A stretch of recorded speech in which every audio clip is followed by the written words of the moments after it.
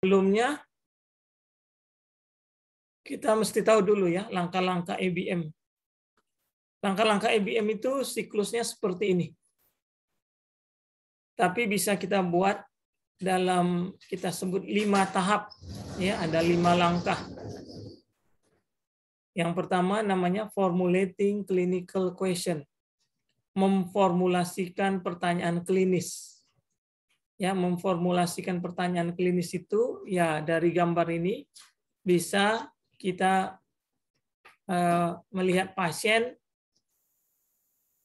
ya, kita bertanya dalam diri kita apa diagnosa pasien ini, atau kita bertanya apa terapi untuk pasien ini.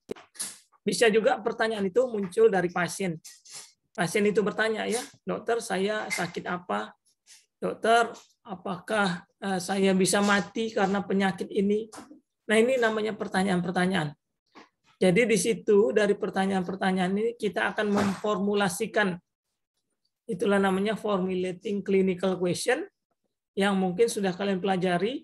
Stepnya itu ada PICO, ya, patient atau population, intervention, kemudian comparison, dan outcome. Nah, jadi sebenarnya dari pertanyaan-pertanyaan itu kita bisa tentukan ini areanya apa. Diagnostik kah, terapi, atau risk, ya, atau prognostik, ya. Seperti tadi misalnya pasien, dokter saya kena COVID ini, bisa mati nggak saya ini, dok? Nah, itu namanya diagnosa untuk apa? Pertanyaan untuk prognostik, ya. Nah, langkah kedua adalah search the best evidence. Ya, mencari evidence, ya. Mencari evidence itu tentu sekarang ini paling mudah dengan menggunakan fasilitas internet. Kalau dulu ini nggak bisa terlaksanakan karena tidak ada waktu orang untuk turun ke perpustakaan, melihat jurnal, melihat majalah satu-satu. Nah, tapi dengan adanya internet ini, kita mencari evidence ini mudah. Ya, berbagai jurnal, berbagai evidence yang dituliskan bisa kita dapat dengan cepat. Setelah kita dapat evidence tadi, ya anggaplah kita dapat suatu jurnal ya atau artikel, kemudian kita lakukanlah langkah yang ketiga, critical appraisal, yaitu menelaah. Ya, jadi kalau ada jurnal bukan hanya kita terima bulat-bulat, tapi kita telaah. Seperti misalnya saat sekarang banyak jurnal-jurnal tentang terapi COVID, ya. Ada yang mengasih terapinya awal-awal dulu ya, hidroksikloroquine. Ada terapinya ivermectin. Jadi nggak bisa kita terima bulat-bulat. Kita telaah dia. Ya, berlaku atau tidak. Nah, ini namanya critical appraisal. Kemudian kalau sudah kita telaah, kemudian kalau kita nilai bermanfaat, maka langkah yang keempat adalah apply the evidence. Ya, apply the evidence. Menerapkannya. Menerapkannya inilah namanya yang sering kita sebut namanya evidence based practice. Kita praktekkan. Ya, kita terapkan. Setelah kita terapkan kepada pasien, juga bukan langsung tutup mata, sudah bagus itu. Karena sudah begitu hasil riset. Harus juga ada tahap kelima, yaitu monitoring and evaluation, ya, MONEV. Kita monitor dan kita evaluasi. Kita ikuti perkembangan pasien itu. Kalau kita kasih obat, ya kita lihat cocok enggak, sembuh atau tidak. Kalau enggak sembuh, nah balik lagi. Apa terapinya ya? Kita cari lagi evidence. Nah, sehingga ini menjadi satu siklus. Siklus inilah yang harus dilakukan kalau kita istilahnya menerapkan praktek kita berdasarkan evidence-based medicine. Nah, untuk melakukan critical appraisal tadi, ya nanti kita menggunakan worksheet. Ada panduan, ya. Jadi panduan. Panduan ini ya namanya proses belajar. Kita melihat lembar kerja. Tapi kalau ini sudah jadi kebiasaan, ya, sehingga nanti kita begitu ada jurnal langsung teringat apa yang harus kita nilai. Kemudian yang kedua, kita bisa menggunakan aplikasi, ya, terutama nanti untuk perhitungan. Karena dalam jurnal-jurnal itu angka-angka yang ada itu merupakan hasil perhitungan statistik. Tentu kalau kita hitung secara manual mungkin merepotkan, sehingga maka kita gunakan software. Softwarenya kita sebut namanya CAD Maker. Ya, CAD ini singkatan dari Critical Appraisal Topic. Jadi topik-topik yang bisa dilakukan telaah kritis. Memang simbolnya nanti kita lihat softwarenya itu ada gambar kucing. Ya, tapi sebenarnya nggak ada hubungan. Nah, seperti yang saya sebutkan tadi bahwa areanya itu ada paling tidak 4. Diagnostik, prognostik, terapi, risk atau HAP. Area lain ada systematic review, meta-analysis, clinical guideline, clinical decision making, dan seterusnya. Nah, kita hari ini bicara yang diagnostik. Supaya kita tahu melakukan telaah kritis, ya kita mesti tahu dulu basic tentang apa itu diagnostis. Nah, diagnostis itu dalam bidang kedokteran bisa kita tegakkan, bisa dengan cara yang sederhana. Misalnya dengan pemeriksaan klinis atau secara fisik diagnostik. Ya, jadi misalnya pasien datang demam, kemudian kita lihat ada bintik-bintik merah di lengannya misalnya, ya. Kemudian ada keluhan-keluhan khas lain. Nah, mungkin kita menyatakan ini saya diagnosa dengan demam berdarah. Tahu kita.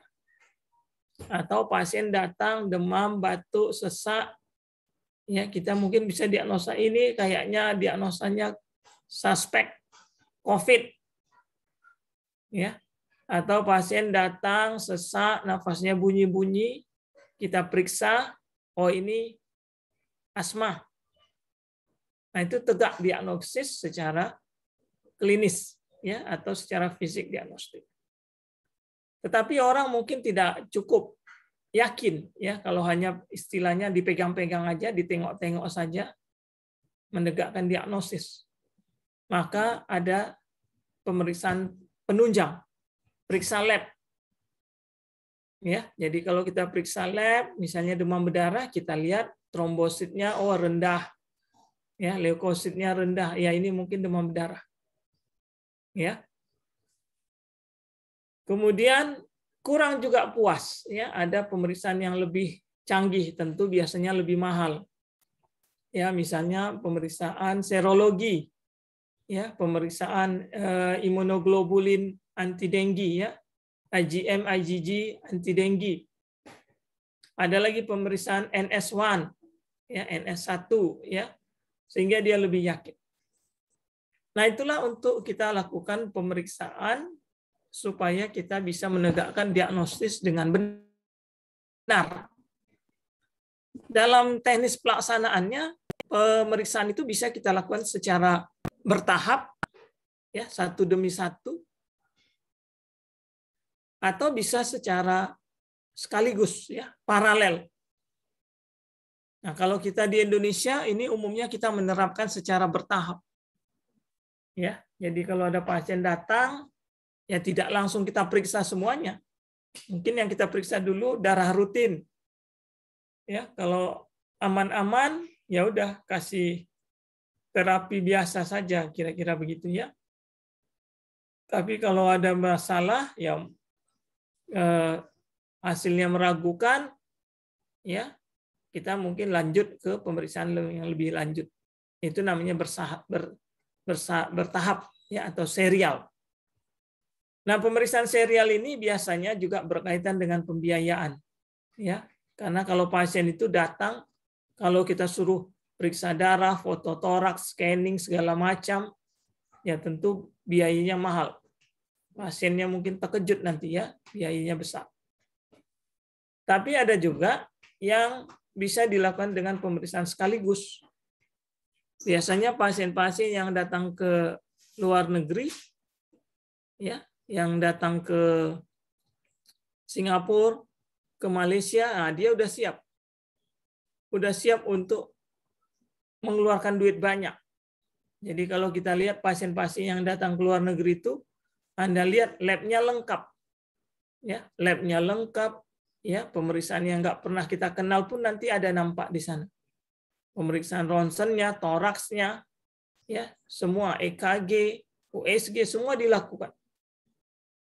Nah, memang keuntungannya diagnosa cepat, ya, bisa ditegakkan, tapi tentu biayanya lebih besar. Nah, idealnya ketika kita melakukan pemeriksaan, kita sering berasumsi, ya, bahwa kalau kita periksa dia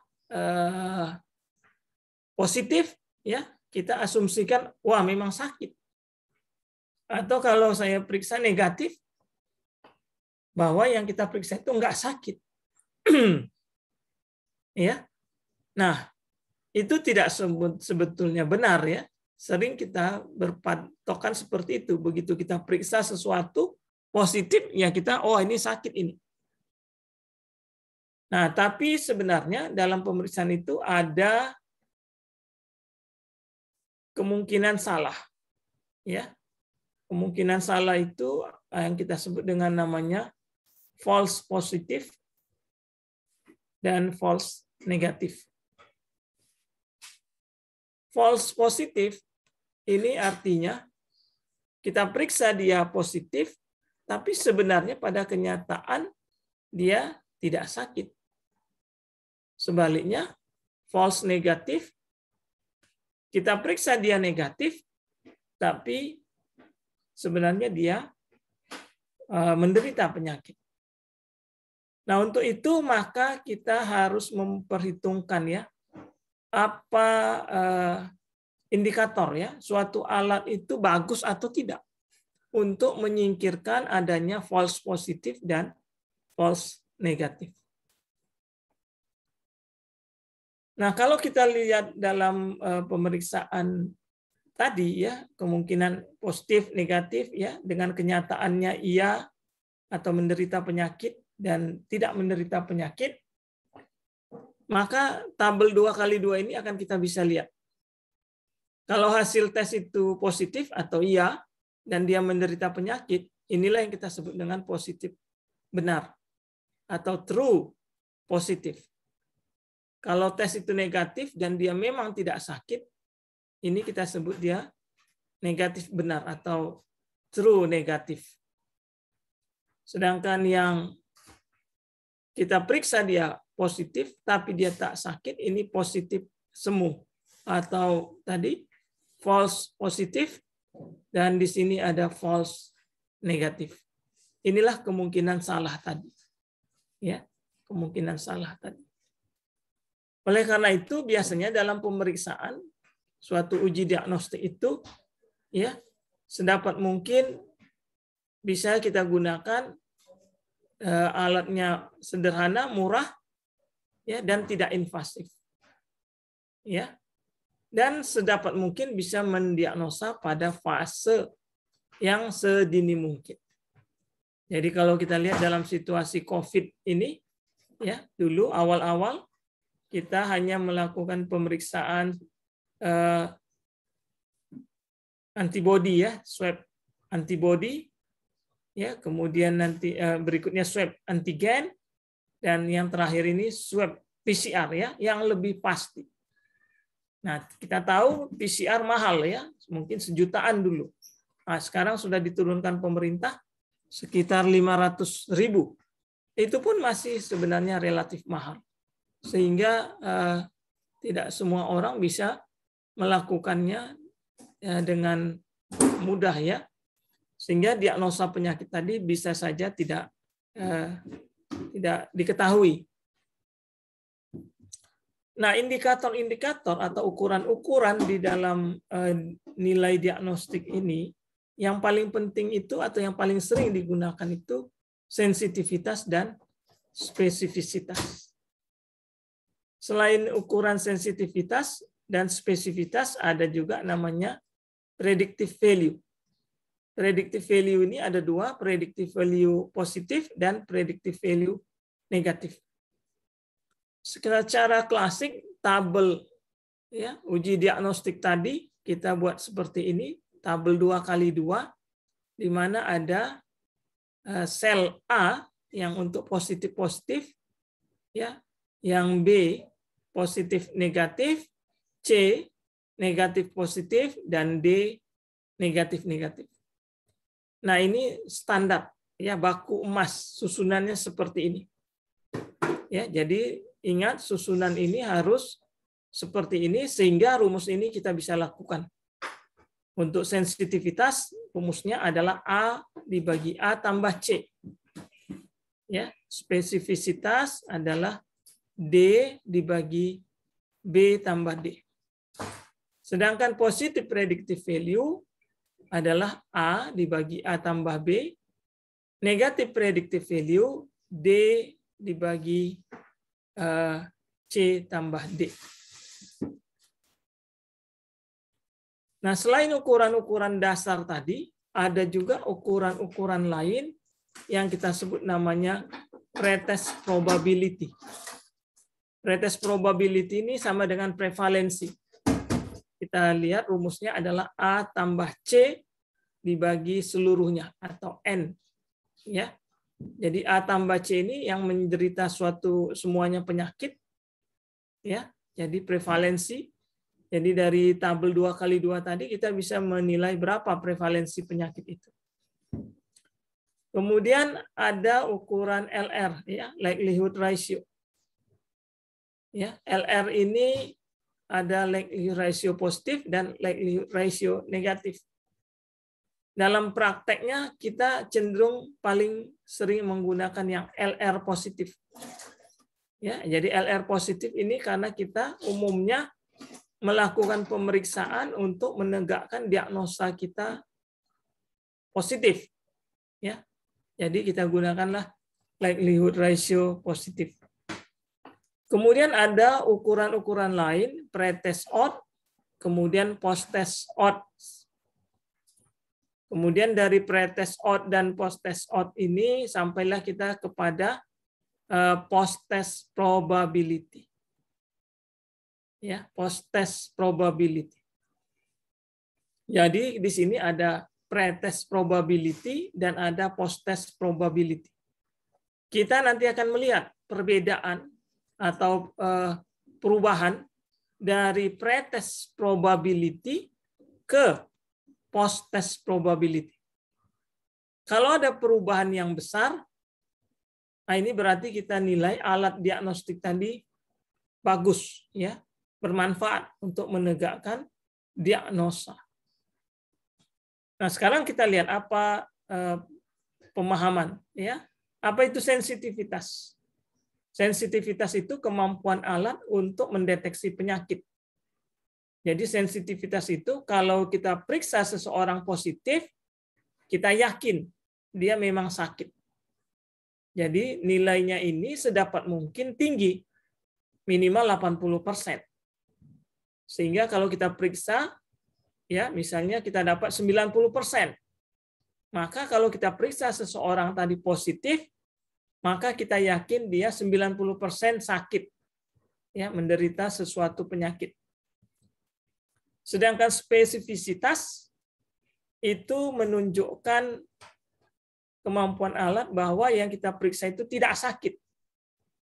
Artinya, kalau kita periksa seseorang hasilnya negatif, maka kita yakin dia tidak sakit atau sehat. Ini juga perlu nilai yang tinggi. Ya, misalnya 90%. Jadi kalau kita periksa seseorang tadi negatif, maka 90% kita yakin bahwa dia tidak sakit. Kemudian ada predictive value, ini adalah perkiraan, dugaan, ya. Kalau kita lakukan pemeriksaan, berapa kemungkinan dia sakit, ya. Negative predictive value juga sama, dugaan, ya. Kalau kita periksa dia negatif, berarti kita tahu bahwa dia tidak sakit. Oleh karena itu, dalam mengetahui indikator-indikator ini, kalau ada suatu alat diagnostik, maka kita harus membacanya dulu ya. Jadi biasanya ukuran-ukuran ini ada di manual suatu alat. Ya, jadi kalau misalnya Anda membeli suatu alat, ya baca. Misalnya Anda membeli alat untuk tes kehamilan, baca instruksinya. Berapa sensitivitasnya? Berapa spesifisitasnya? Ya, berapa predictive value-nya?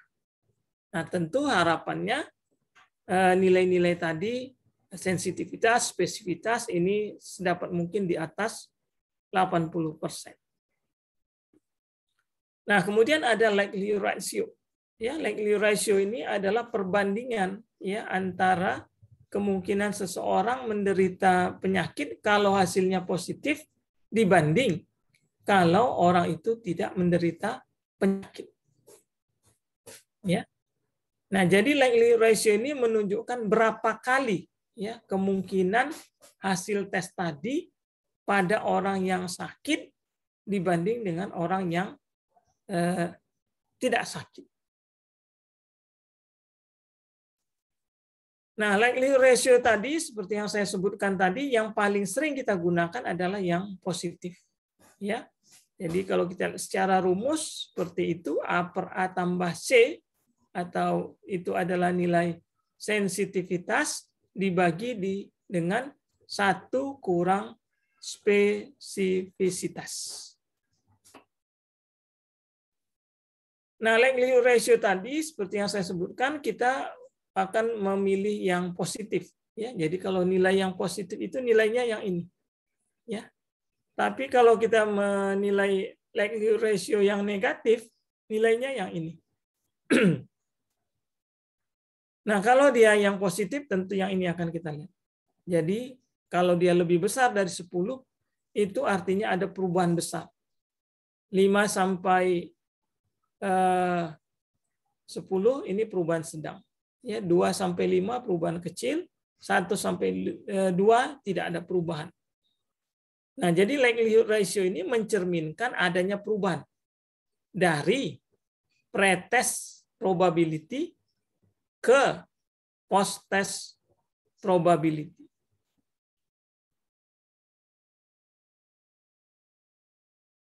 Nah, jadi kemampuan alat tes tadi ya adalah dasarnya, hakikatnya adalah merubah pendapat kita dari apa yang sebelumnya kita pikirkan, itulah yang kita sebut namanya pretest probability, ke setelah kita pikirkan menjadi namanya post-test probability. Ilustrasinya atau analoginya adalah kalau dulu misalnya orang menyatakan zaman dulu nggak ada penyakit-penyakit kanker ini. Sekarang ini kok udah banyak ya penyakit-penyakit kanker. Sedikit-sedikit kanker. Ya. Zaman dulu karena tidak ada alat tes, tidak ada alat diagnostik. Sehingga kita nggak tahu berapa banyak penyakit kanker itu. Nah, setelah dijumpai berbagai macam alat tes, ya, sehingga kita bisa mendiagnosa berbagai macam kanker, maka angka kejadian kanker atau prevalensinya meningkat. Nah, inilah namanya post-test probability. Artinya apa? Alat diagnostik itu berguna ya untuk memastikan seseorang menderita suatu penyakit. Nah, alat itu berguna ya dalam critical appraisal, kita akan melihat namanya perubahan yang besar. Ya, big changes, ya. Big changes. Jadi perubahan dari pretest probability ke post-test probability. Nah, seperti tabel sebelumnya, ya, kalau kita melakukan perhitungan, ya, misalnya ini kasusnya, misalnya ini alat tes, ini penyakitnya, ya, kita periksa, kemudian kita hitung nilai sensitivitasnya. Misalnya 65, spesifisitasnya 70. Nah, seperti yang saya sebut tadi, ini masih rendah ya, karena di bawah 80%. Jadi kalau kita dapat nilai sensitivitas 65%, ini artinya kalau kita periksa seseorang positif, berarti kemungkinan dia menderita penyakit itu hanya 65%. Ya, sedangkan 35% lagi, itulah kemungkinan bisa terjadi salah. Ya, kesalahan. Nah, cuman di dalam praktek sering ya kita nggak peduli nilai makna ukuran ini. Pokoknya kalau kita periksa positif, ya udahlah, udah pasti sakit lah itu. Ya, jarang kita membilang atau menyebutkan atau memperkirakan ada kemungkinan salah diagnostik. Ya, nah itu dia. Demikian juga untuk nilai spesifisitas. Nah, satu contoh lagi, misalnya kita menggunakan mamografi, ya, untuk melihat apakah yang kita periksa itu kanker atau non kanker. Tentu ini gold standarnya atau baku emasnya biopsi. Angkanya seperti ini. Ya, nah dari angka-angka ini kita lihat perhitungannya. Yang pertama, sensitivitas 81%. Bagus. Sudah di atas 80. Ya. Kemudian kita lihat lagi spesifitasnya 87%. Juga bagus. Ya, sudah di atas 80. Kemudian kita hitung likelihood ratio. Dalam hal ini tentu kita fokus saja ke likelihood ratio positif. Kita lihat 6,5. 6,5 ini artinya probabilitas atau perbandingan orang kita periksa positif, ya, artinya 6,5 kali dia memang menderita penyakit, ya, dibanding kalau hasilnya positif pada orang yang tidak menderita penyakit. Jadi artinya kemungkinan dia positif menderita penyakit itu adalah 6,5 kali, ya, dibanding dia tidak menderita penyakit. Nah, jadi kalau kita lihat tadi kisaran dari makna likelihood ratio, ini dia tadi. Kalau 6,5, dia sudah berada di posisi ini. 5-10 ini. Berarti perubahan sedang. Ya, artinya makin besar perubahan itu menunjukkan alat itu makin bagus. Ya, jadi kita lihat di sini tadi alat itu apa? Mamografi.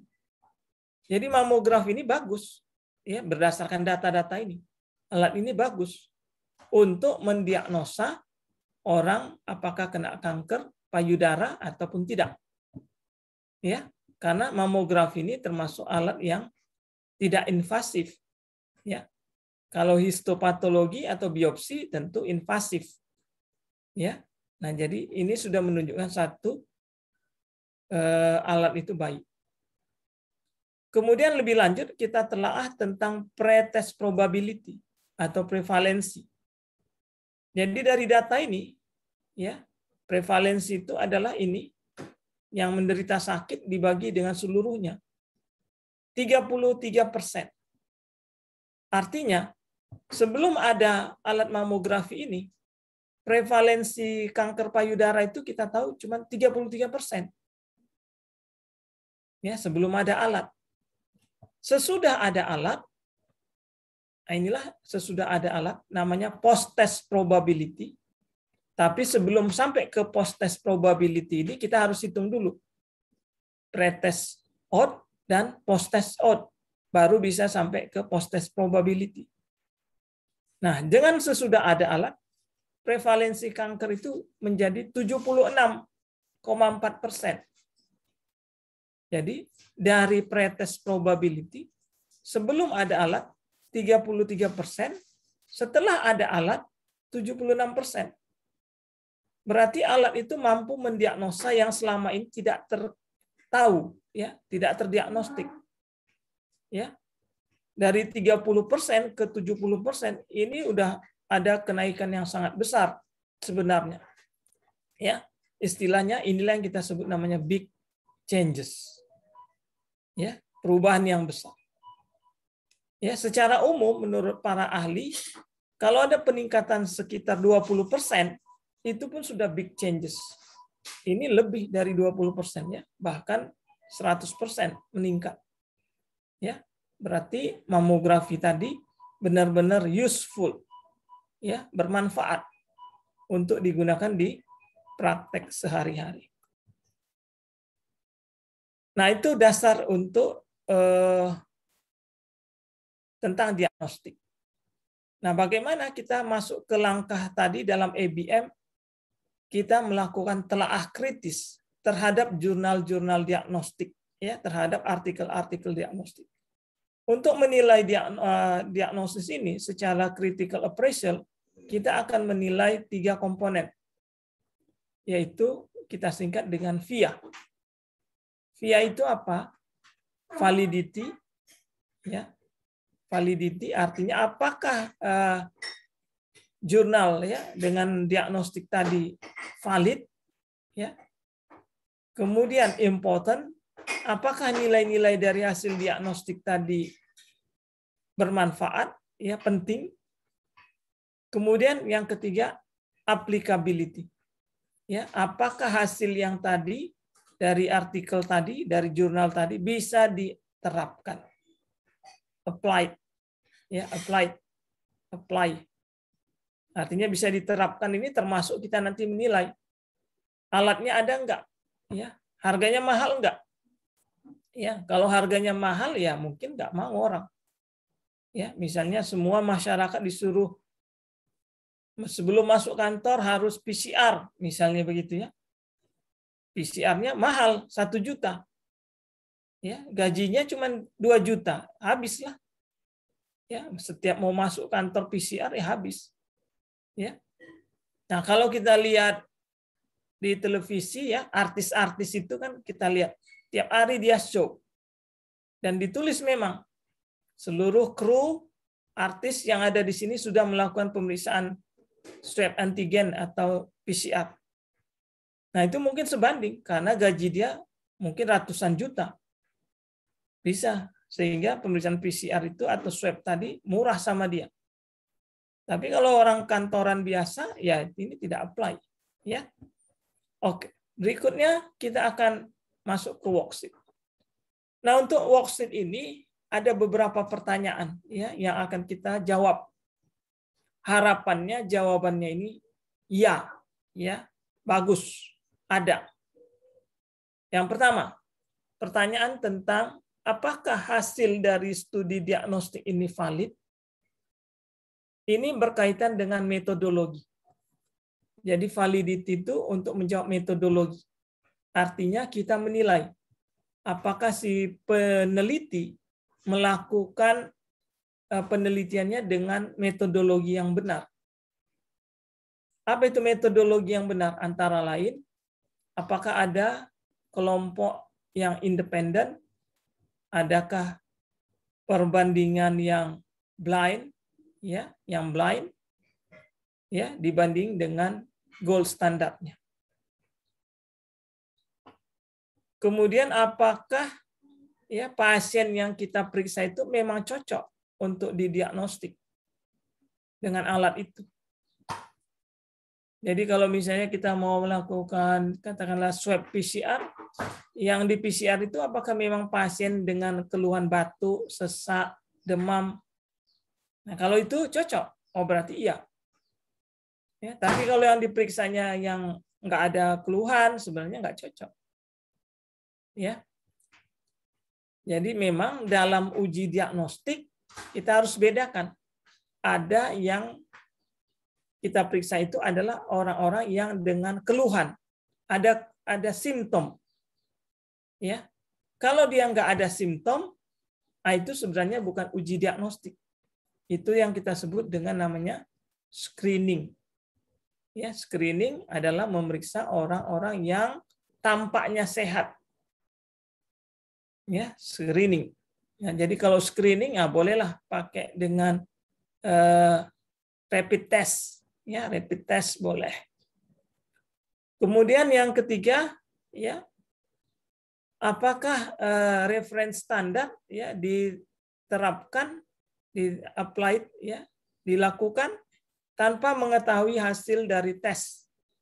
Ini tentu kita sudah belajar waktu uji klinis di metodologi, ada istilahnya double blind. Ya, double blind. Atau bisa juga pemeriksa yang satu tidak tahu terhadap hasil dari pemeriksaan yang lainnya. Ya. Kemudian apakah tes itu sudah pernah digunakan sebelumnya, ya, sudah divalidasi pada grup lain, kira-kira seperti itu, ya. Kemudian kita menilai important, ya. Nah, important ini berkaitan dengan angka-angka, seperti yang kita pelajari tadi di diagnostik. Angka-angka itu apa? Sensitivitas, spesifisitas, likelihood ratio, predictive value, pre-test odd, post-test odd, dan seterusnya. Nah, angka-angka ini, ya kalau manual, ya kita hitung seperti ini. Ada rumusnya.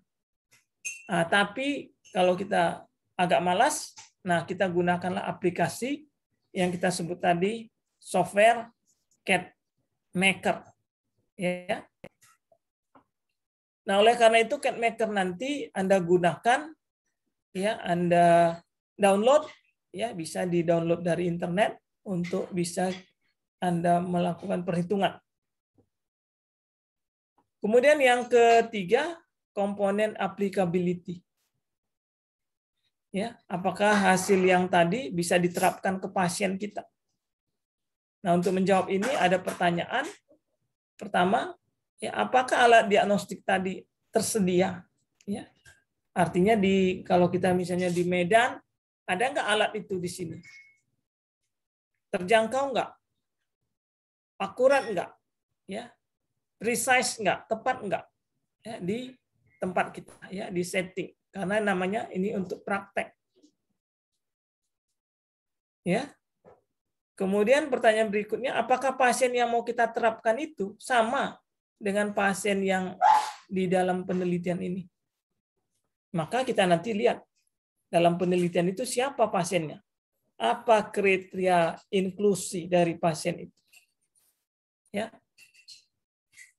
Kemudian apakah ada kemungkinan bahwa probabilitas dari penyakit itu akan berubah, ya, setelah data-data dikumpulkan. Harusnya ada perubahan, ya, seperti yang kita dapatkan tadi dari pretest ke post-test probability.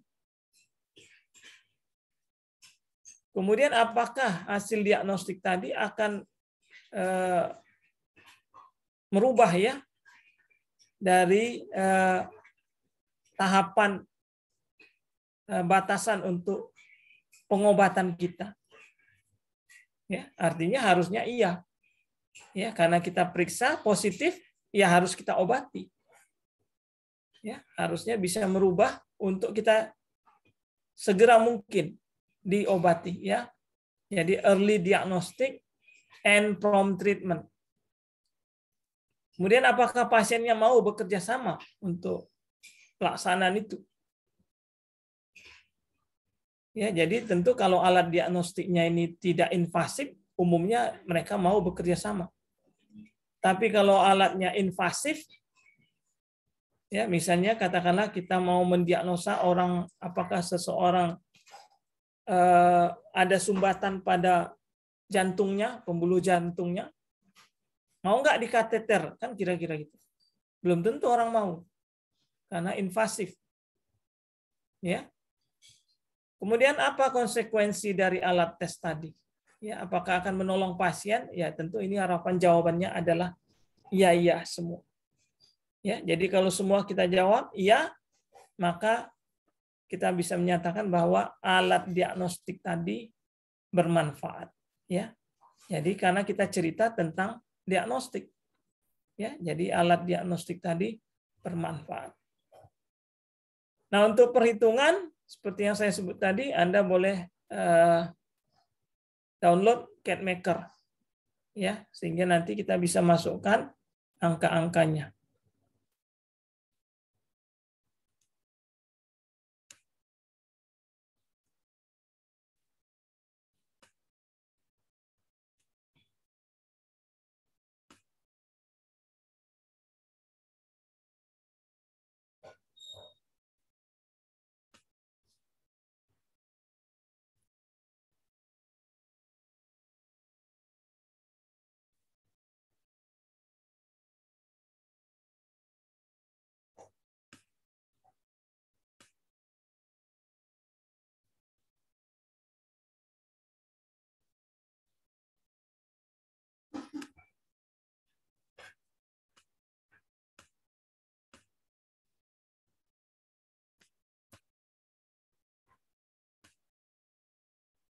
Bisa nampak? Nampak, Dok. Nampak, Dok. Ya. Nah, inilah CADMaker ya. Anda download, ini free. Jadi simbolnya ada kucing ya, tapi sebenarnya bukan kucing. Ya. Ini hanyalah singkatan dari CADMaker ya, critically appraised topic. Ya, ini singkatannya. Ya, CAD. Ya. Nah, jadi di sini ada area-area yang mau kita klik ya, seperti misalnya diagnostik. Ini nampak berubah dia di layar kalian atau tetap? Nampak, Dok. Berubah ya? Ya, Dok. Ya, ini kita isi seperti yang sudah kalian pelajari.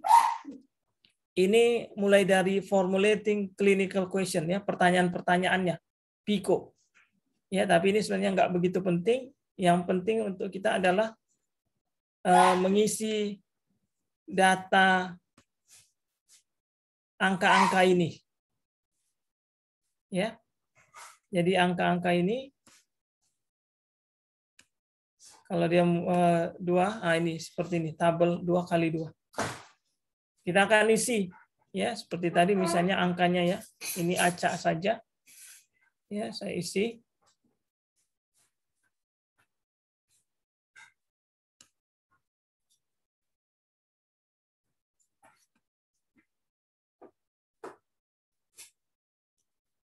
Ya. Nah, tinggal calculate. Klik. Nah, sudah keluar angka-angkanya. Ya. Jadi inilah nanti angka-angka yang akan kita gunakan ya dalam perhitungan-perhitungan. Ya. Nah, ini dia. Nah, jadi Anda bisa download. Oke, untuk tahap pertama demikian. Ada pertanyaan silahkan.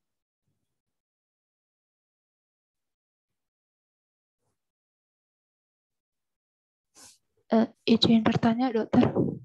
Ya, silakan. Bagaimana Dok kita mengetahui jika dalam menghitung sensitivitas dan spesifisitas itu dalam yang hal false negatif ataupun false positif itu karena murni dari alatnya, Dok, bukan pengaruh dari kemampuan tenaga kesehatannya, Dok. Terima kasih, Dok. Ulang, putus-putus. Bagaimana Dok cara kita mengetahui bahwa hasil dari sensitivitas dan spesifisitas itu murni dari alat diagnosisnya, Dok, bukan pengaruh dari jam kerja dari tenaga kesehatan yang mengoperasikan alat tersebut, Dok. Terima kasih, Dok. Oh, iya. Jadi yang kita bicarakan ini semata-mata adalah karena alat. Ya, jadi kinerja dari alat. Ya, artinya dalam mengukur sesuatu banyak faktor. Ya, bisa kesalahan alat, bisa kesalahan si observer ya atau si pemeriksa. Ya, jadi artinya dalam hal ini observer ataupun orang yang membaca ya mengoperasionalkannya udah harus standar. Cara mengambilnya juga harus standar. Ya, tinggal yang kita gunakan masalahnya adalah alat. Jadi kalaupun kesalahan kita asumsikan kesalahan ataupun kelemahan itu adalah karena alat. Ya.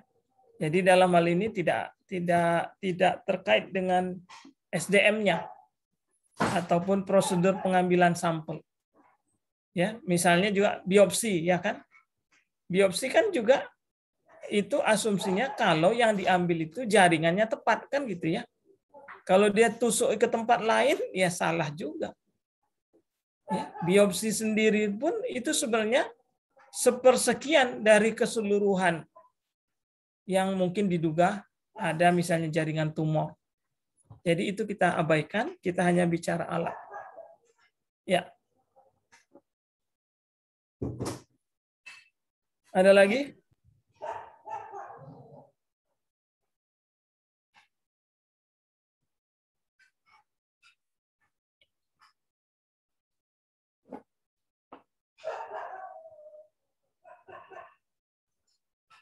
Ada lagi pertanyaan?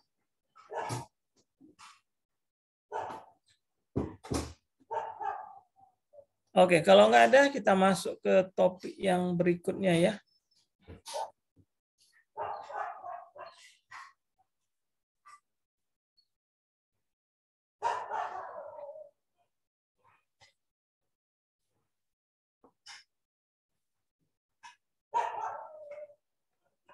Sudah masuk? Sudah nampak? Sudah, Dok.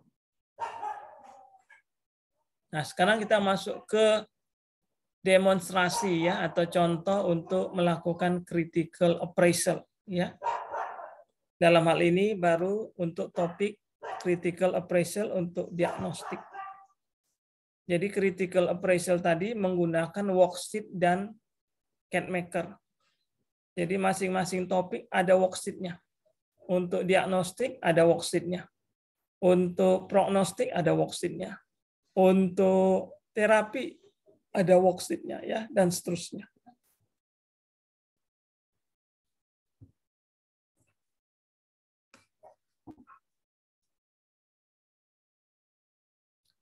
Nah, jadi ketika kita melakukan telaah kritis, ya, ini merupakan step, ya, salah satu step dari proses evidence based practice, ya, tadi yang saya sebutkan.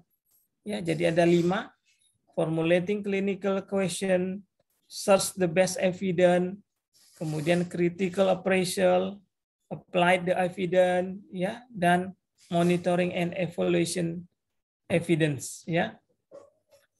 Nah, jadi dari semua komponen itu, critical appraisal ini yang termasuk yang penting dan yang bagian tersulit. Ya, bagian yang tersulit. Kenapa dia tersulit? Ya, karena ini juga penilaiannya bukan strict, ya, tapi prinsipnya hanya mengarahkan kita bahwa artikel yang kita baca atau evidence yang kita dapat itu sudah ke arah yang benar. Artinya, riset ataupun artikel yang kita baca itu sudah cukup bagus ya untuk membantu kita membuat atau mengambil keputusan. Ya, atau mengambil keputusan artinya apa? Kalau dia tadi cerita diagnostik, nah, maka kita nanti berpikir, oh, alat ini bisa kita gunakan. Kalau dia cari terapi, obat ini bisa kita kasih ke pasien. Ya, nah jadi critical appraisal ini ya mengarahkan kita ya untuk mengambil keputusan ya dalam praktek sehari-harinya. Nah, seperti yang tadi sudah saya sebutkan, kita akan bicara di diagnostik. Nah, sebelum ke detail ke diagnostik, sebenarnya setiap ada jurnal apapun, ya, artikel apapun itu, kita bisa nilai dulu secara umum. Ya, ini termasuk juga bagian dari critical appraisal.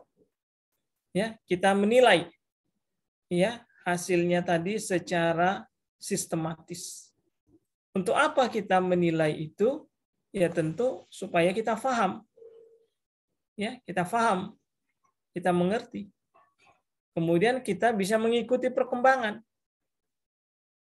Jadi seperti situasi sekarang COVID, Nggak ada itu dipelajari di kuliah dulu. Semua belajarnya dari hasil-hasil penelitian. Dari hasil-hasil penelitian itulah dirangkum bahwa regimen pengobatannya ini. Kira-kira seperti itu. Untuk pemeriksaan diagnostiknya ini. Nah, itu kita ya, karena dalam ilmu kedokteran kita nih, ilmu itu terus berkembang. Jadi memang harus kita bisa mampu mengikutinya.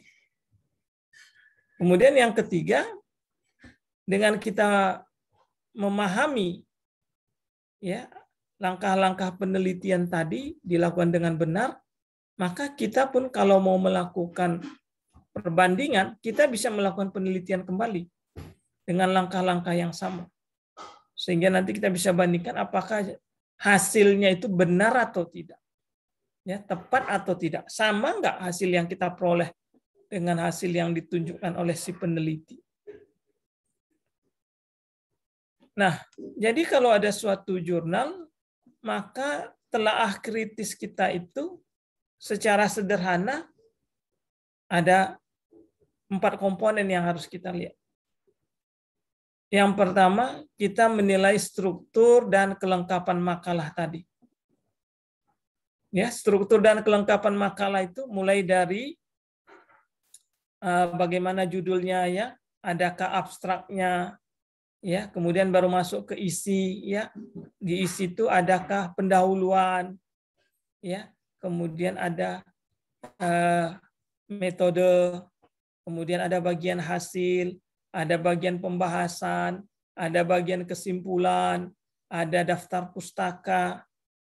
Nah, kalau strukturnya lengkap, udah bagus.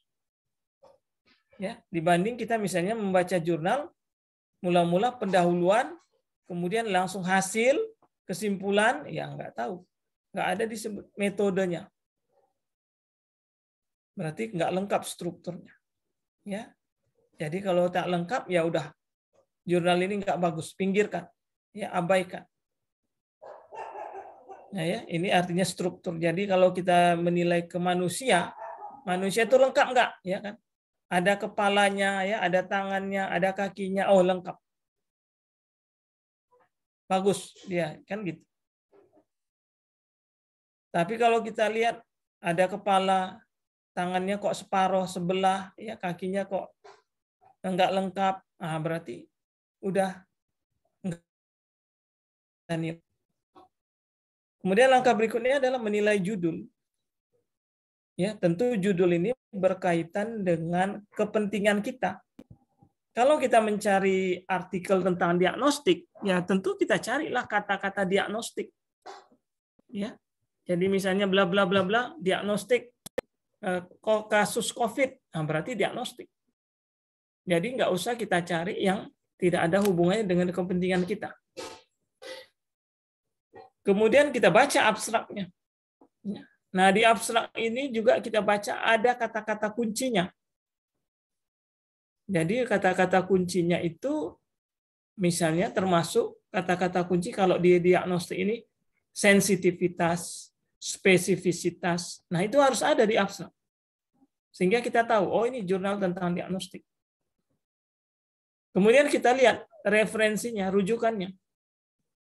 Ya, jadi dari artikel itu lihat langsung ke belakangnya, paling bagian akhir. Rujukannya ini out of date kah atau up to date? Ya, yang disebut up to date itu paling tidak referensi yang dia gunakan 5 tahun terakhir dari tahun sekarang. Ya, kalau tahun referensinya yang lama-lama, ya nggak usah diikuti. Jangan-jangan sudah ketinggalan. Nah, baru kita masuk ke checklist umum, struktur, dan isi makalah. Nah, jadi checklist umum ini nanti kita lihat misalnya di pendahuluan, ya berapa paragraf, kemudian di metodologi, disebut nggak berapa sampelnya, teknik samplingnya apa, analisa statistiknya pakai apa, ada nggak informed consent, ya ada nggak persetujuan dari komisi etik, ya. Demikian juga isi makalah, ya. Jadi di dalam hasil, ya, ada nggak tabelnya, ada nggak grafiknya, ada nggak hasil uji-uji statistiknya. Kemudian di kesimpulan, ya cocok nggak kesimpulannya, sarannya cocok nggak.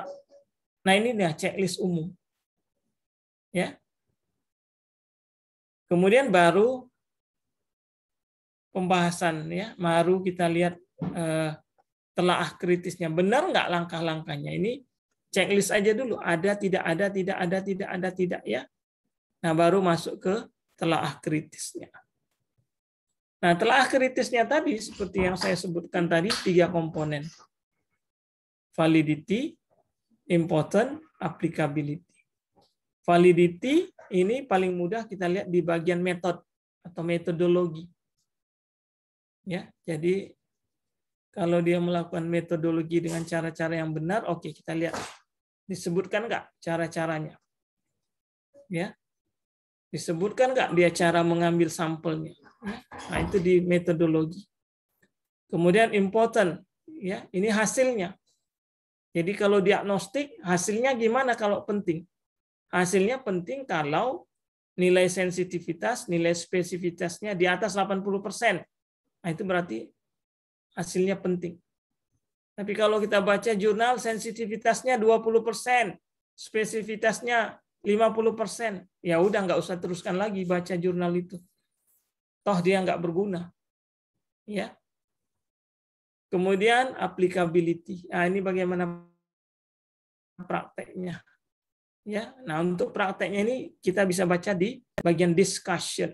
Ya. Jadi mungkin si peneliti akan menerangkan ya bahwa alat ini simple, sederhana, mudah dibawa, bisa dipakai siapa saja. Wah, bagus. Applicability. Tapi kalau si penulis menyatakan alat ini ya mahal dan invasif, wah ini berarti belum tentu bisa dipraktekkan. Ya, nah seperti pertanyaan-pertanyaan tadi yang sudah kita bahas, ini dia pertanyaan-pertanyaannya. Ya, jadi kita lewatkan saja karena sudah kita bahas. Demonstrasi, ya, contoh. Misalnya saya ambil satu jurnal, ya, namanya ini Bedside Diagnosis of Influenza Virus Infection in Hospitalized Children. Jadi ini ada satu jurnal, ya. Jurnalnya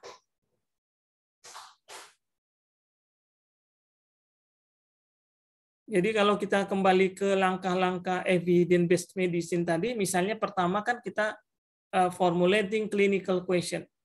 Jadi sebelum sampai ke jurnal ini ada pertanyaan dulu. Ya, jadi misalnya ada pertanyaan.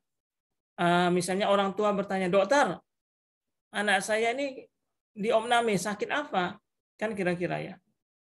Atau bukan sakit apa ya? Iya benar. Dia sakit apa kan? Mungkin oh ini Pak, mungkin infeksi virus, Pak. Ya. Dari mana tahu dokter anak saya infeksi virus?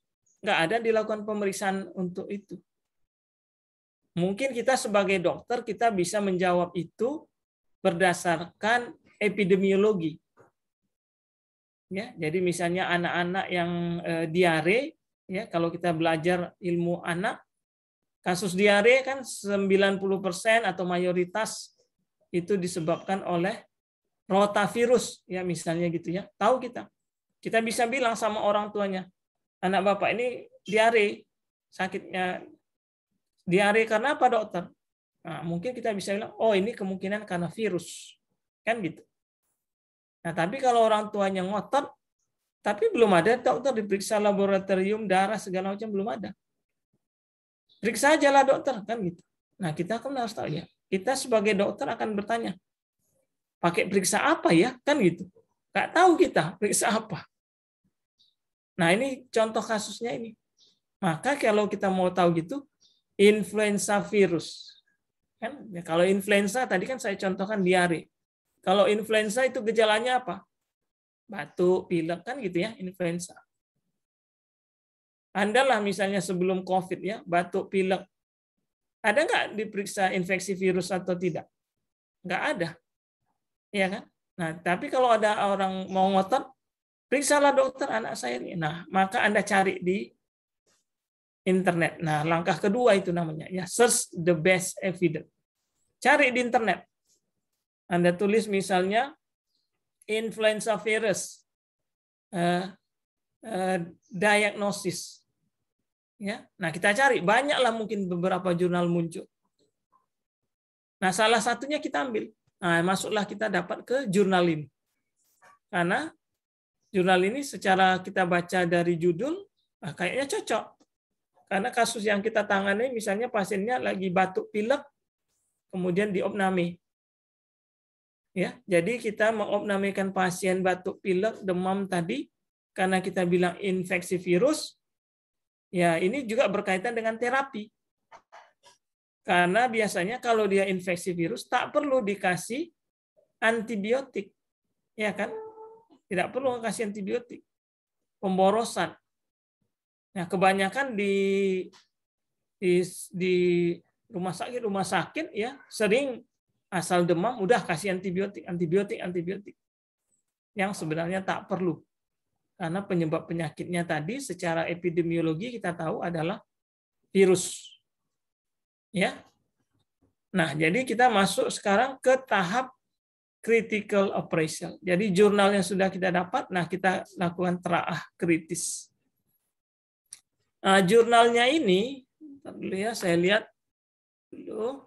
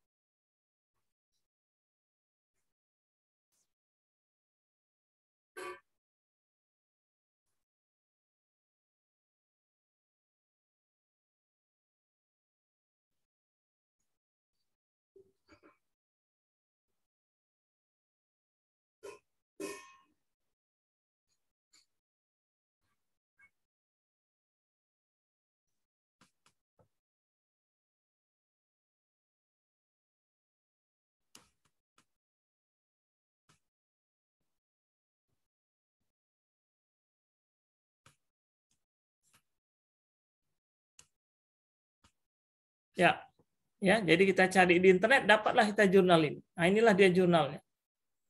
Ya, nah cuman sebenarnya ketika kita mencari jurnal, salah satu syarat pentingnya adalah up to date. Ya, nah ini karena hanya untuk proses belajar, ini tahun 2002. Sebenarnya sudah out of date. Ya, tapi bisa saja mungkin belum ada alat untuk mendiagnosa virus yang terbaru, ya, sehingga masih bisa kita gunakan. Kalau Anda mau pasti, coba tanya ke bagian anak, bagaimana mendiagnosa virus, influenza virus. Coba tanya, ya. Jangan-jangan kita di Medan ini nggak ada alat tes ini, ya, nggak ada alat tes ini. Ya, karena umumnya kita banyak mengobati secara empiris, ya, berdasarkan data epidemiologi. Nah, anggaplah ini, ya, inilah jurnalnya, ya. Nah, jadi jurnalnya ini tadi seperti yang kita sebutkan, judulnya cocok, kemudian kita baca abstraknya, ya. Jadi kita lakukan telaah kritis dulu secara umum, judul sudah oke, ya. Kemudian selain judul, autornya sudah oke. Autornya ini bukan hanya kita lihat nama-namanya, tapi autornya ini berkaitan dengan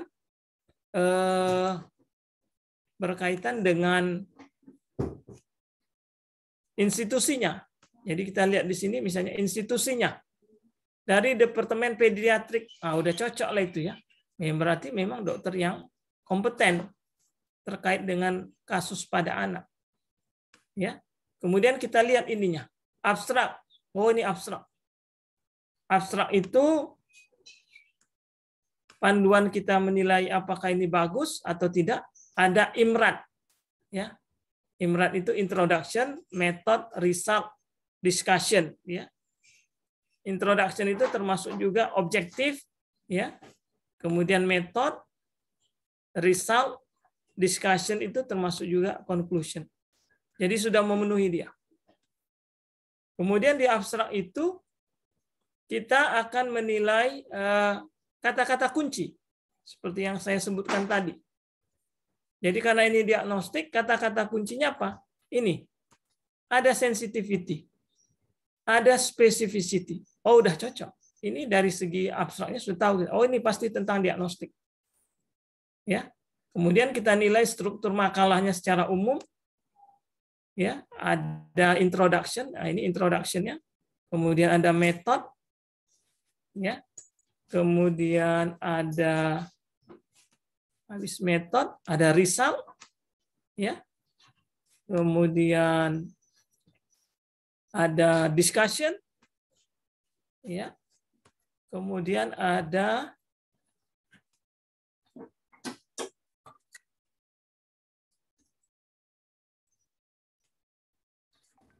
sampai discussion, ya. Kemudian ada acknowledgement, ada reference, ya.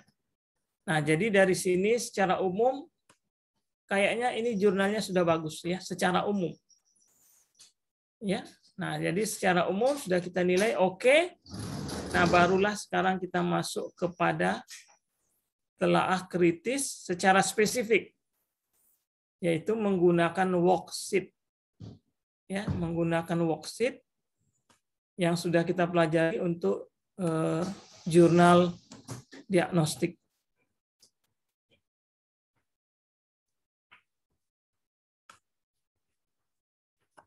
Nah, untuk memudahkan kita melakukan telaah kritis, memang jurnal itu harus kita baca dulu. Setelah kita baca, kita resumekan seperti ini. Apa sih background dari penelitian tadi? Influenza virus punya impact yang signifikan pada kelompok anak-anak, terutama usia sekolah, ya, di mana sering terjadi infeksi yang cukup tinggi. Ya, cukup infeksi yang tertinggi. Kemudian untuk yang anak-anak yang dirawat terinfeksi, ya, untuk mencegah infeksi influenza nosokomial dan untuk memberikan antiterapi virus, artinya kalau memang positif virus ya kita beri sebenarnya antivirus, ya, bukan antibiotik, ya, maka perlu diagnostik untuk mengetahui apakah dia memang terinfeksi virus influenza. Nah, jadi dalam penelitian ini dia akan menilai. Nah, jadi di sini kita tahu ada suatu rapid test untuk mendiagnosa virus. Namanya Quick View Influenza Test. Ya, Quick View Influenza Test. Ya. Jadi ini seperti rapid test yang bisa dilakukan pada bedside diagnostik, ya, pada pasien dibandingkan dengan gold standard. Dalam hal ini gold standarnya adalah PCR. Ya, PCR atau dengan kultur. Nah, jadi dalam penelitian ini dia akan menilai secara kultur dan atau secara PCR. Macam mana metodologinya? Metodologinya, sampelnya atau respondennya usia di bawah 19 tahun. Jadi memang usia anak, ya, 18 tahun itu anak, ya. Kemudian masuk rumah sakit di opname dengan gejala-gejala. Ya, nah gejala-gejalanya ini. Ya, gejala-gejalanya demam, ya. ingusan, ya, sakit menelan, batuk, sesak napas, ya. Nah, ini gejala-gejala sehingga kita tahu, oh ya, secara klinis ini memang gejala-gejala, mungkin kalau dalam bahasa kita ISPA lah, ya, infeksi saluran pernafasan atas yang mungkin disebabkan oleh virus, ya. Nah, ini dia.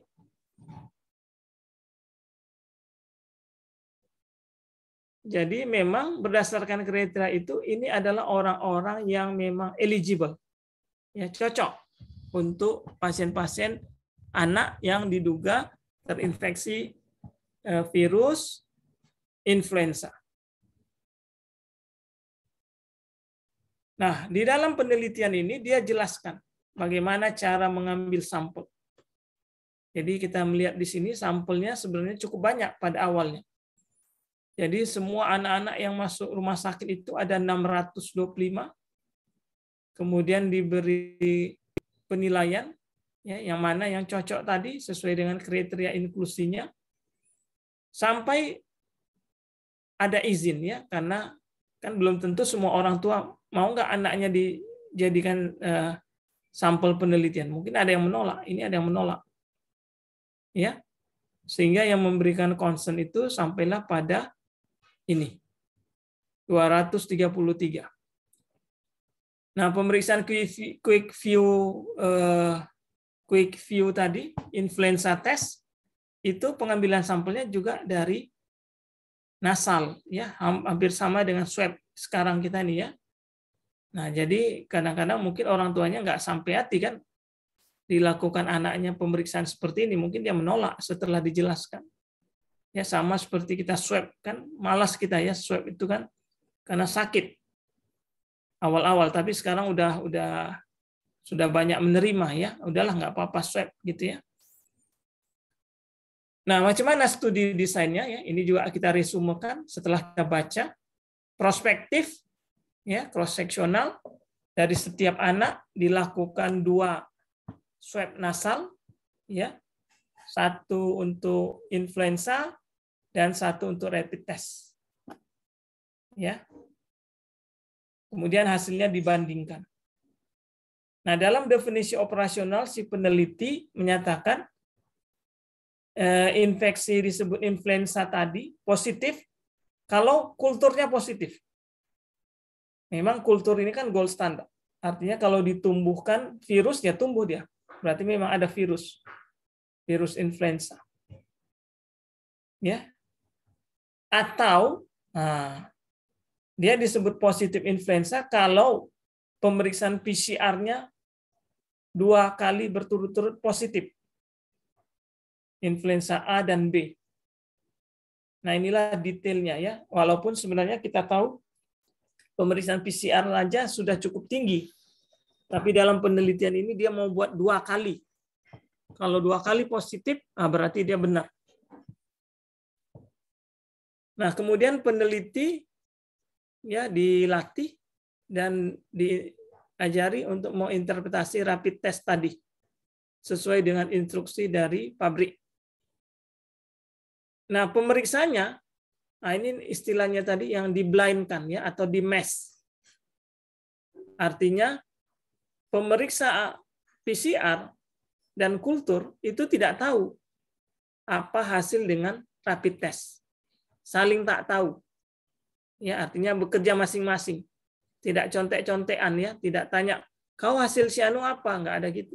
Kerja masing-masing, ini hasilnya. Ya. Nah, itu menunjukkan suatu blind. Nah, hasil ini datanya. Kemudian dia sajikan tabelnya seperti ini. Ingat, tabel yang seperti ini untuk memudahkan kita untuk menganalisa. Ya.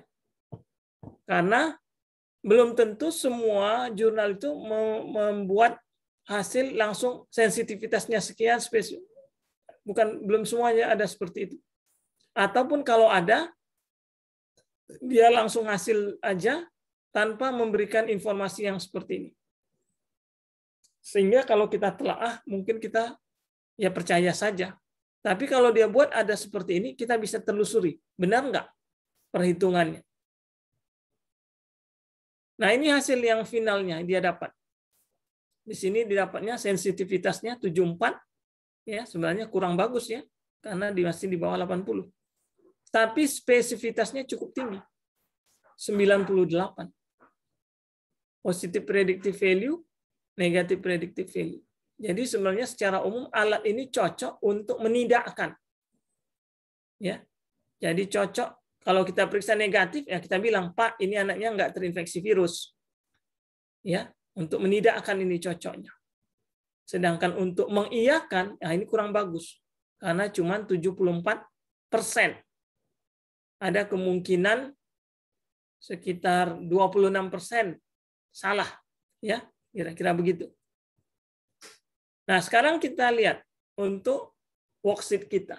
Jadi prinsipnya worksheet tadi, kita akan menilai jawaban-jawaban tadi sesuai dengan jurnal yang kita baca. Nah, jadi seperti ini kan, apakah ada kelompok pembanding ya dibandingkan dengan gold standard yang dilakukan secara blind? Nah, itu kalau kita baca jawabnya iya ada. Ya. Jadi ada yang diperiksa tadi tanpa tahu hasil dari gold standard.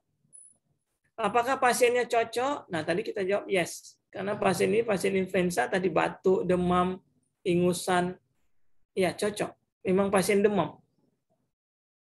Apakah tadi reference standarnya diterapkan tanpa tahu hasil tesnya? Nah, ini tadi. Jadi yang periksa kultur, yang periksa PCR, tidak tahu hasil dari rapid test. Jadi ada regardless ya atau blind ya.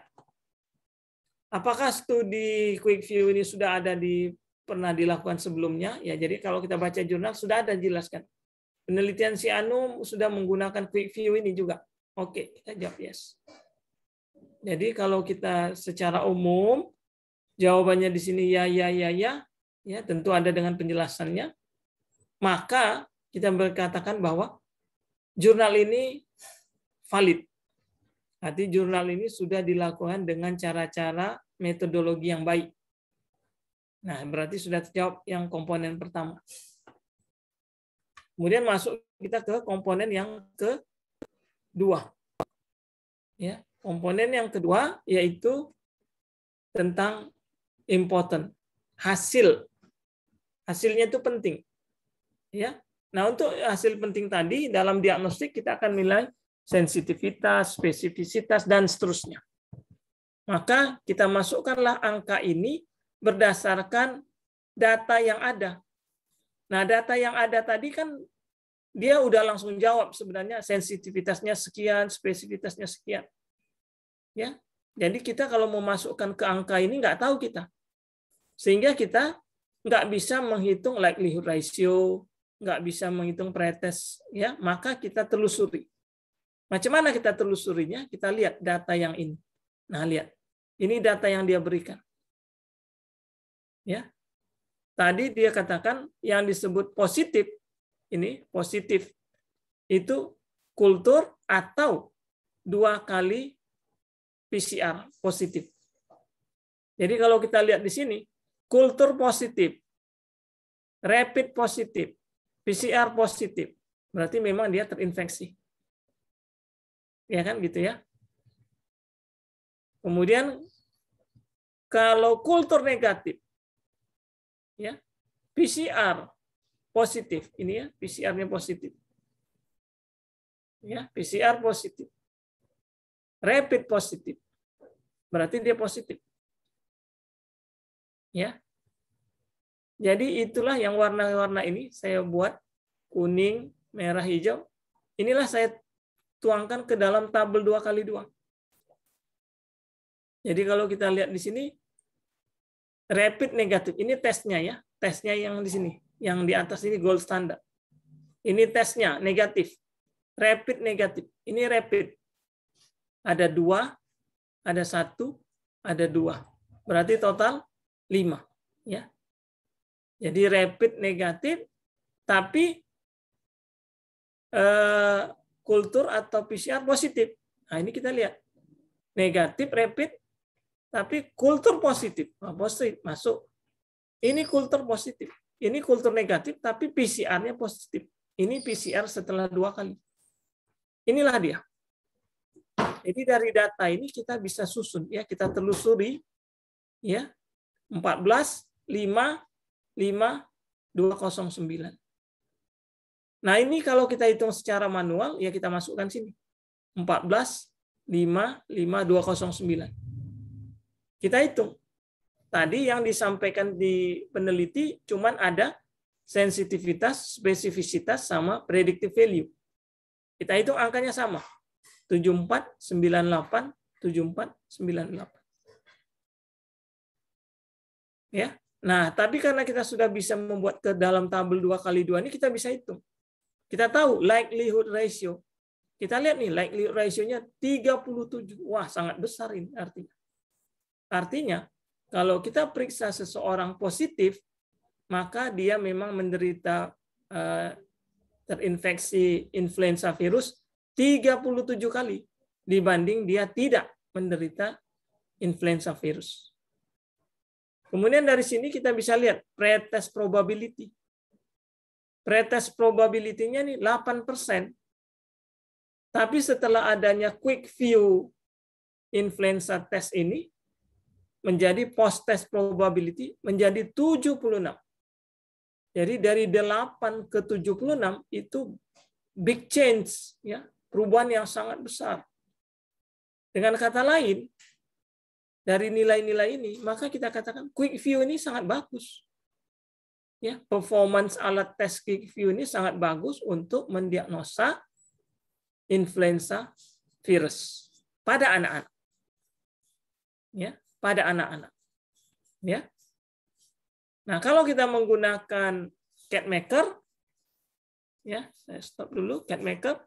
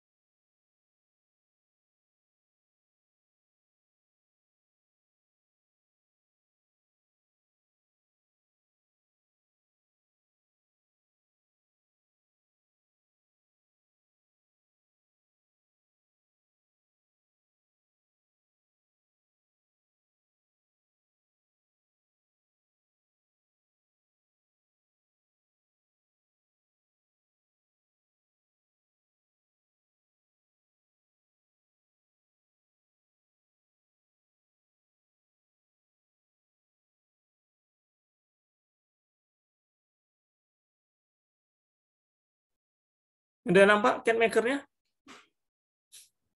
Sudah, Dok. Ya, nah kita pilih diagnosis. Ya, klik diagnosis. Nah, ini pertanyaan-pertanyaannya. Kemudian next. Ini pertanyaan tadi tentang karena dia tabel 2x2, ya tidak, ya positif negatif, kita pilih yang two level. Two level. Kemudian ini pertanyaan-pertanyaan dasar tadi. Ya, pertanyaan tentang validity. Apakah ada independen? Yes. Adakah blind? Yes. Diterapkan tanpa tahu hasilnya? Yes. Kan gitu jawabannya tadi. Apakah pasiennya cocok? Yes. Ya. Nah, sebenarnya untuk perhitungan nggak pala penting ini kita isi. Ya. Next. Nah, ini angka pentingnya. Ya, ini nanti kita isi. Misalnya tadi quick view test. Ya, kita ketik. Ya, sebenarnya ini pun nggak penting kali, kita penting angka-angkanya. Ini gold standarnya. Gold standarnya tadi bisa kultur atau PCR. Ya. Nah, kita dapat tadi 5, ya. Bukan 5 ya, 14 ya, sorry. 14. Ini 5. Ini 5, ini 209. Ya, ini angka pentingnya tadi. Nah, tinggal kita klik calculation, hitung. Nah, inilah angka-angka tadi. Kita lihat 74, 98. 74, 98. Ya. Kemudian pretest probability 8%. Ya, likelihood ratio-nya 32 tadi kita hitung ini 31, sekian. 32. Nah, dengan CADMaker ini kita bisa nilai juga confidence interval 95%-nya. Ya, ini confidence intervalnya bisa kita nilai. Yang mungkin kalau secara manual sulit kita menghitung besar confidence ini. Kemudian next untuk melihat post-test probability. Nah, ini dia. Jadi pre-test probability-nya 8, sedangkan post-test probability-nya ini 73. Berarti banyak perubahannya ya dari pre-test ke post-test probability. Ya. Nah, jadi CADMaker ini paling tidak membantu kita untuk menghitung. Ya, untuk memudahkan kita untuk menghitung.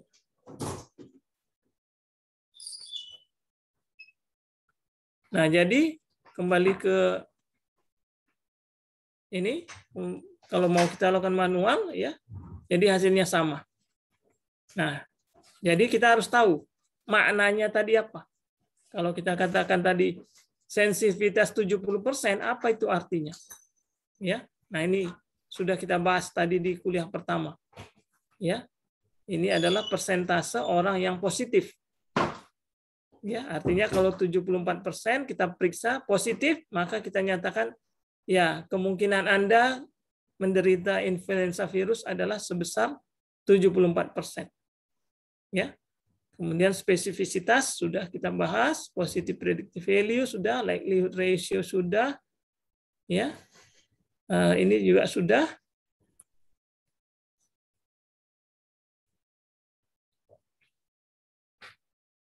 Ini contohnya tadi ya, nilai-nilai tentang likelihood ratio dengan probabilitas, kemudian pretest odd sampai ke post-test probability sudah, ya sehingga tinggal kita kesimpulan apakah ada perubahan yang besar atau tidak ya, big changes, ya. Nah, CADMaker tadi sudah saya demonstrasikan untuk menghitungnya.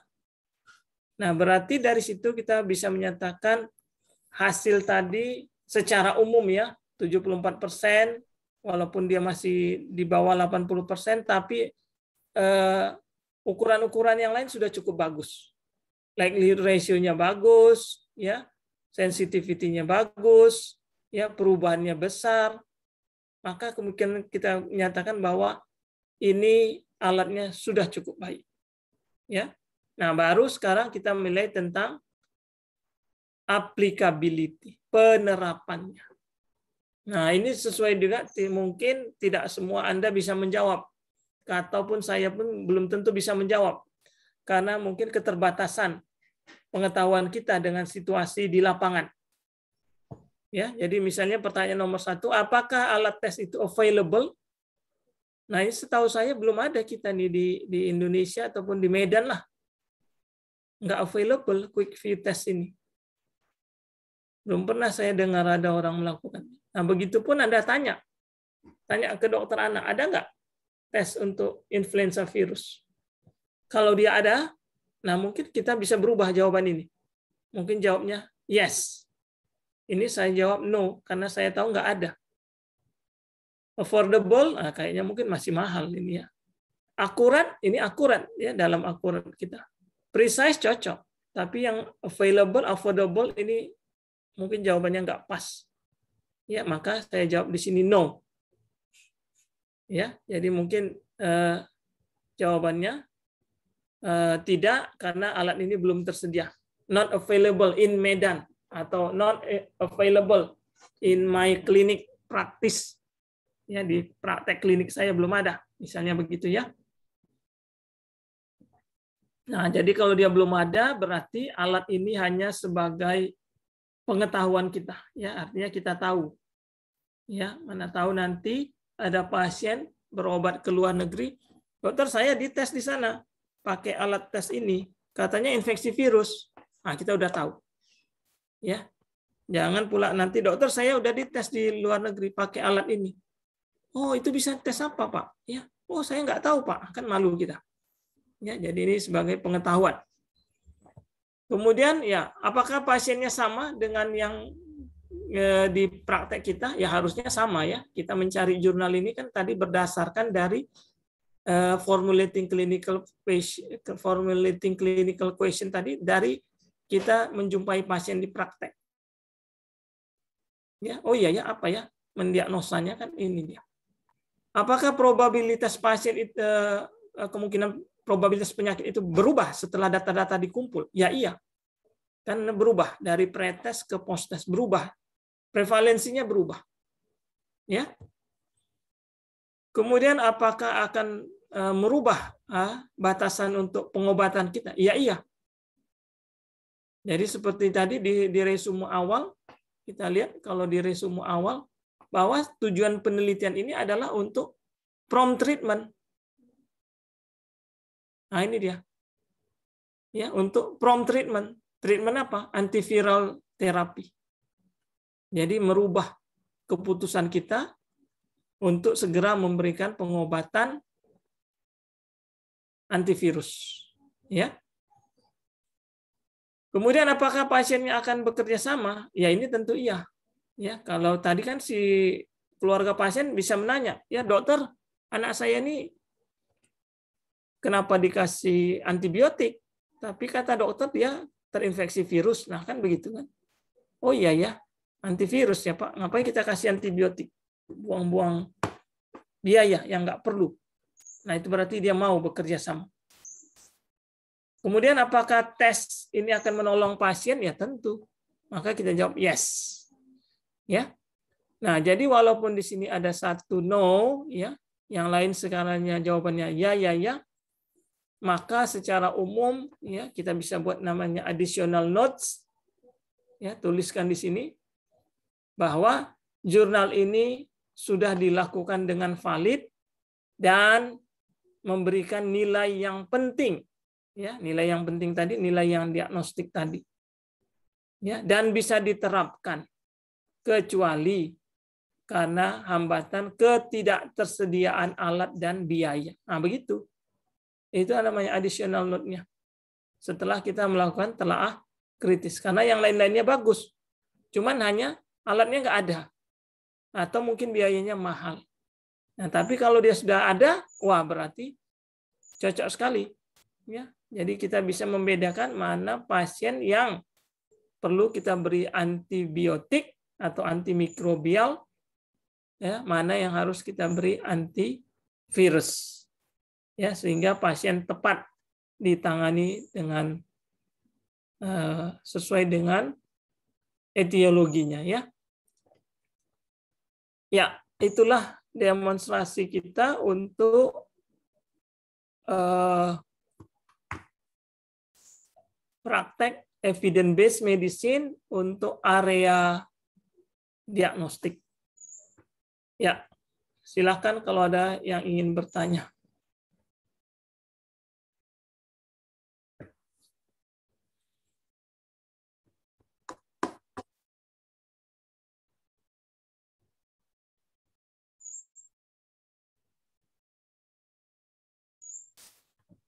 Ada yang ingin bertanya?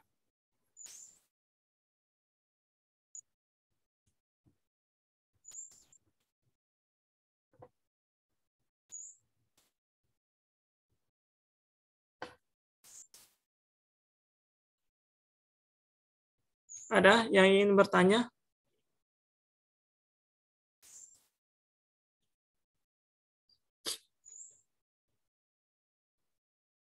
Nah, jadi EBM ini ya untuk angkatan kalian pola belajarnya sudah berubah.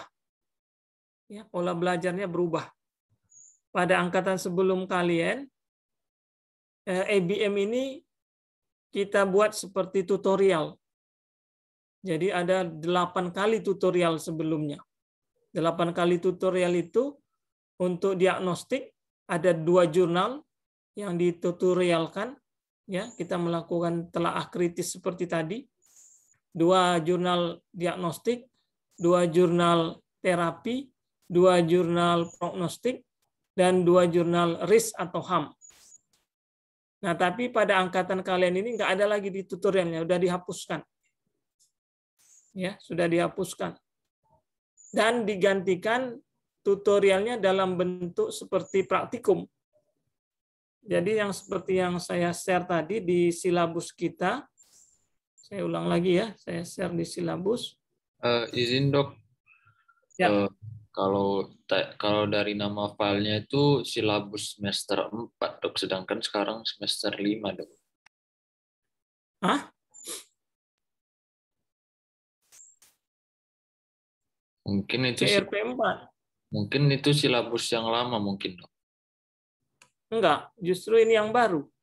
Oh itu, tapi di filenya tertulis semester 4 dok.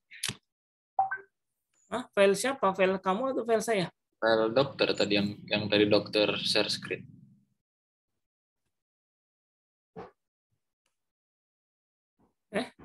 Mana dia?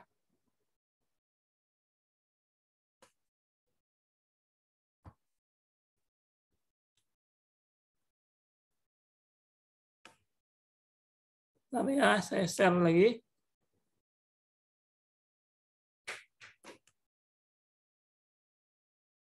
Ini nampak? Iya dok, di situ tertulis semester 4 dok. Nama filenya. Oh, judul filenya. Oh ya, salah. Tapi ini yang terbaru.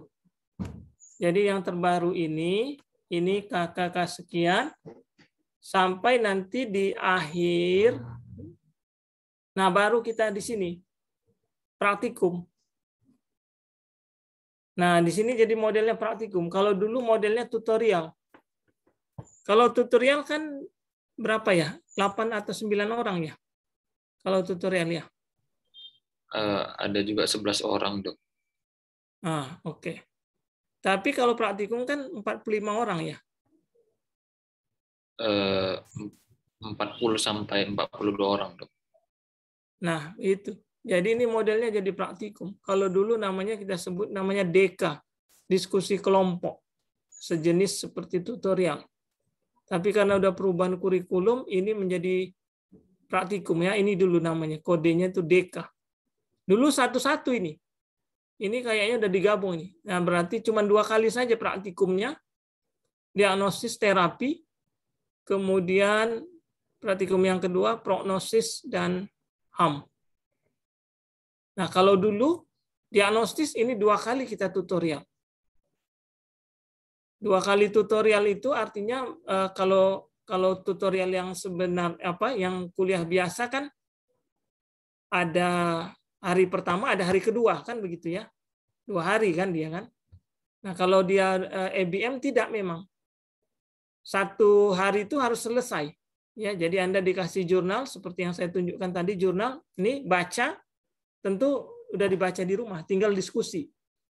Tinggal Anda menjawab worksheet-worksheetnya tadi secara diskusi.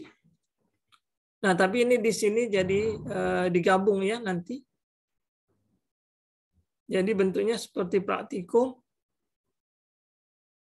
2 topik langsungnya diagnosis terapi. Ya, jadi saya pun teknisnya belum tahu bagaimana menggabung ini karena ini perubahannya baru. Ya, jadi belum disepakati dari departemen. Apakah ini nanti ada 2 jurnal langsung? Kayaknya dari segi waktunya nggak cukup lah. Ya, 2 jam. Ya, artinya berarti satu jurnal 1 jam ini artinya diskusinya. Dan berarti Anda harus baca 2 jurnal. Dan jurnal yang kita gunakan umumnya adalah jurnal yang berbahasa Inggris. Ya. Oke, itu sebagai keterangan tambahan ya terkait dengan proses pembelajaran kita ini.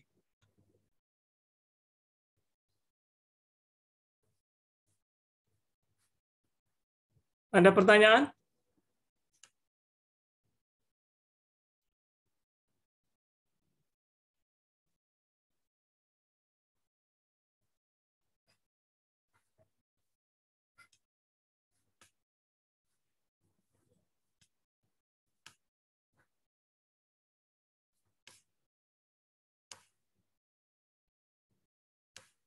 Ada pertanyaan? Sepertinya tidak ada, Dok. Oke, kalau tak ada kita cukupkan sampai di sini. Ya, kita tutup. Assalamualaikum warahmatullahi wabarakatuh. Waalaikumsalam. Waalaikumsalam warahmatullahi wabarakatuh. Terima kasih, Dok. Ya.